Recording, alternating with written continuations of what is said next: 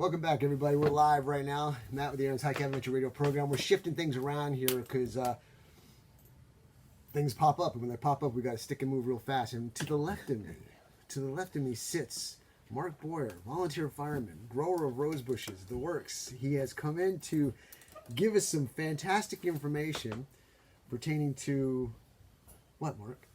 Fire prevention. Oh, great.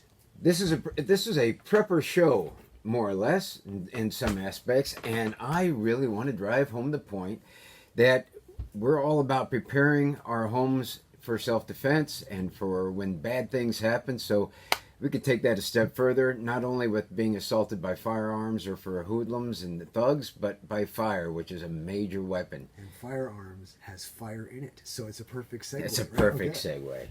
That's right. The mic is yours, man. Go ahead. Well, thanks. I just wanted to remind your listeners, and especially those people that are out driving around or looking around their house, they're enjoying their weekend, maybe with a barbecue, that even with the recent cooler temperatures, it's been over 3 weeks since we received any serious rain or moisture. Everything is dry right now, not just the grass, but your house, your fences, your storage buildings, and what is inside of them, your attic spaces, and the decking. So be careful with your candles, your incense burners, your electrical wiring, your power strips, cigarettes, barbecues. Be sure that you always have a water hose, fire extinguisher, something that can put out that fire in a hurry. Right. I also wanted to mention we have a mutual friend who came over to my house for a week, and he said, "Mark, I don't want to use your air freshener because I don't want to pollute the ozone layer." So he was using wooden matches and the sulfur to fumigate the bathroom. And I said, that's crazy. You don't need to do that. But after he left, I found burnt matchsticks in the wastebasket in my bathroom. I wanted to punch him in the head. Anyhow. Just think all that tissue paper in there and things, just great kindling, isn't it? It is. Tinder, yep. But he's a big time prepper himself. But he loves his sulfur. He loves the smell of napalm in the morning, something like that. Not in my house. But along with that, another idea that I wanted to bring up was that cars have been known to spark grass fires along the highway. Maybe if you're towing a trailer, and you have a loose chain dragging on the tarmac or on the road. It's going to create a spark. And that spark can travel clear across the road into the grass. And I've already put out 3 grass fires because of that along the bridge up here at the Little River, and also over on 485. You got anything in there about cigarette butts being thrown out of windows? And sparks are flying on the road? Exactly. When we were down at the bridge, we were looking to see what could have caused this. And it could have been a cigarette butt because there were like 20 or 30 of them just there within that 10-meter stretch. But also there were other people who saw the chain sparking, and they're the ones who actually called in the fire. Yeah. But that's a good point. And yesterday I was called with the rest of the fire team to go out and put out a grass fire. And we were thinking that perhaps the tractor could have caused it. We don't know. But the farm equipment that is out there with the high grass and everything, the farmers have to protect their crops, whether it's hay, corn, or whatever, so they have to take care of their equipment. Ranchers or anybody in a machine shop, they need to make sure that their equipment is safe and free of clutter. So everybody has to take care of your equipment because what you're doing is your income. It's your livelihood. It's how you make money and provide for your family. So an ounce of preparation and prevention can save a lifelong investment for your family. I'm getting a little off track here. Yeah, but what you're saying is the equipment, when they're using it, there's so many things going on with equipment. The heat of the equipment, it can cause a spark, like you said, hitting something else, or especially when you're doing your hay, right? Isn't that what we're saying here? That's right. What happened with that hay fire? Well, it's quite possible that the grass was so tall that it made contact with the tractor. And I'm not saying that this is the case, but it could happen this way. Came in contact with the tractor, or maybe an exhaust system of some kind. maybe even a backfire. I'm not sure. Well, look, I know when I park my car, sometimes I'm on the grass sometimes, and I'm letting it idle for a minute or two just because I'm going to run in.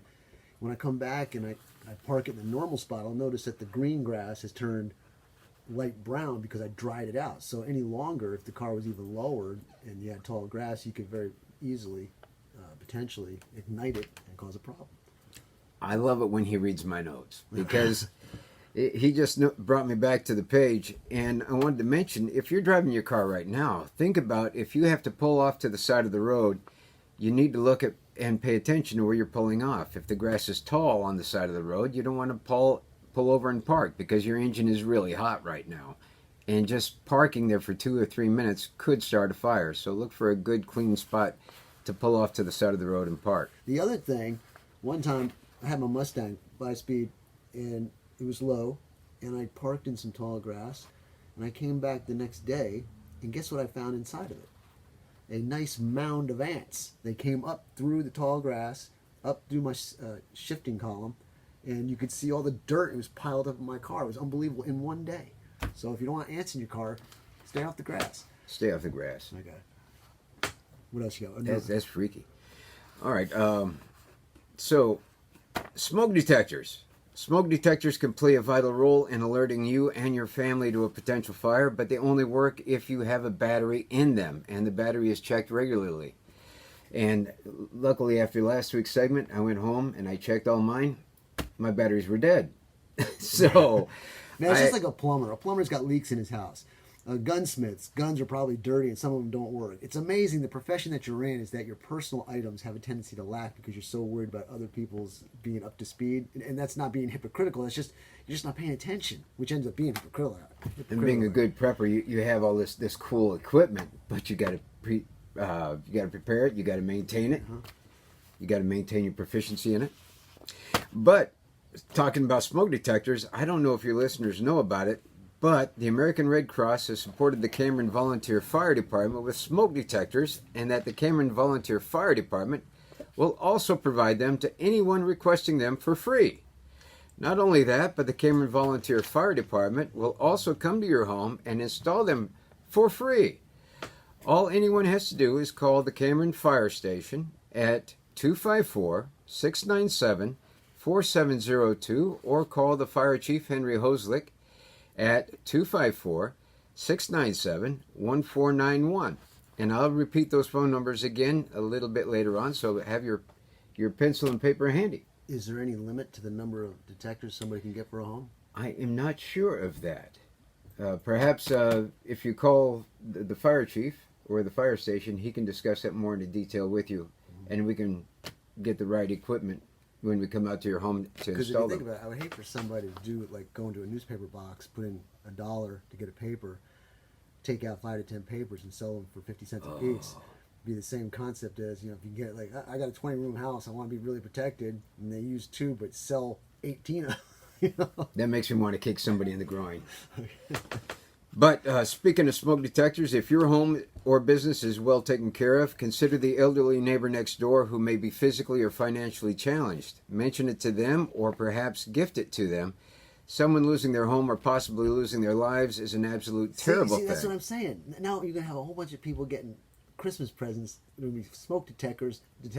They just save themselves $20. Man, I don't like the way he's going. He had too much coffee from Cefco, I'm sure, this morning. Okay, this also brings to mind the rumor that is going around that calling the fire department for assistance incurs a $100 service fee. And this is totally false, people. Cameron Volunteer Fire Department does not charge a fee of any kind for any service. I can't speak for any other fire departments, but Cameron Volunteer Fire Department does not charge a fee.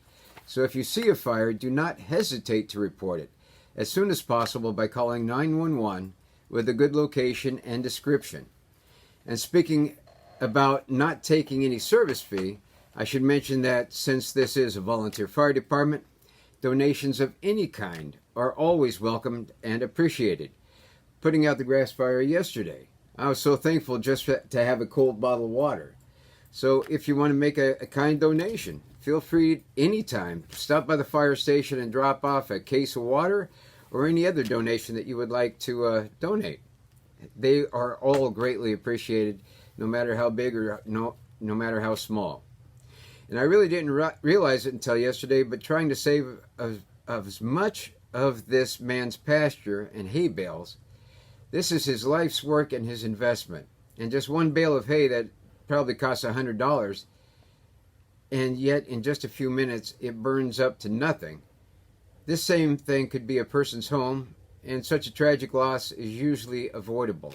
It's a very sad thing. So what I'm just saying is, man, it really dawned on me right up in my face when I felt the heat and I'm looking at this and rolling these rolling bales of hay out of the way. This is the guy's livelihood. Mark, I know how you prepare. I know, and you know how I prepare.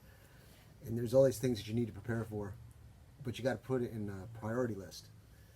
Some things, like the fire, is one of the key things. It's like shelter, water, food, that type of things. There's certain things you got to have prioritized. So being the house is the mainstay of one's life usually. It needs to be protected. So just as an example, because I think that way, I thought of I'm a wood burning stove type of person, a log house type of person, safety for members who are in the household, making sure they each have their own fire extinguisher, making sure the size of the fire extinguisher is right based on a wood burning stove. So all these things that you're saying, I mean, comes into play big time, and it's a priority. It's not one of those things where, oh, that'd be nice to have. This is not a nice to have. This is a must have. It's a must have. And you can get different types of fire extinguishers, but why bother with the small ones when you can get an ABC fire extinguisher that covers electrical, liquids, and wood? So it covers the whole thing. Get an ABC fire extinguisher and get not just one, but two. Can they buy them from the fire station? You can't get them at the fire station, but a lot of automotive repair places have them. Andalese Lumber has them. Caltex has them. Home Depot, and they're all very affordable. Maybe we should get you back on and go over the differences in the fire extinguishers. I did this a long time ago with the chief here, and it's been a while. It's a good time to recap it. So if you want to do that, we'll set something up for. Have one in your home, have one in your business, and have one in your car. That's right. And in closing, I want to mention again that it is the dry season. We're going to have a lot more range fires, and so we are recruiting. We are always looking for people who want to give back to the community, have a sense of purpose, do the right thing, and work with a dynamic team of winners and heroes out there. So feel free to call the Cameron Fire Station at area code 254-697-4702, or call Fire Chief Henry Hoslick at 254-697-1491. And if you even have a slightest interest, call us and we can talk you through the whole process. Sounds great. I know you're enjoying it a lot. I am. It's great. Yeah, it's really good, and you can all the guys that you're talking about, they've got great skills they can share with a lot of people too. Kincaid, we looking good here? Good on time, I'd say. All right, so let's do this. Let's take a very short break, and when we come back, we're going to have the chief. Mark, I want to thank you again for coming in and telling everybody this. And once again, everybody, if you want to get more information, 254-697-4702, or the chief at 697-1491. Take a break, and Kay, when we come back, we'll get the chief on.